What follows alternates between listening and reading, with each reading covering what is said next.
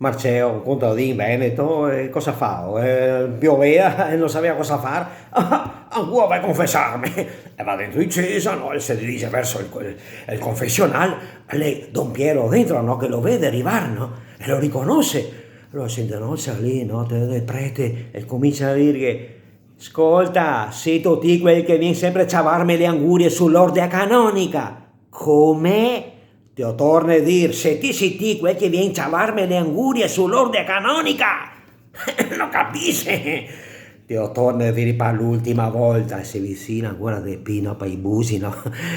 Se tu ti quel che viene a ciavarmi sempre le angurie sull'ordine canonica.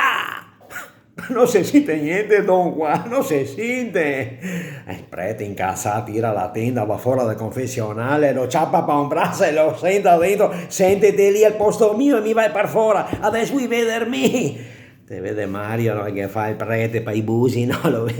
Ascolta, se tu di quel che se ciava me sorea. Cosa?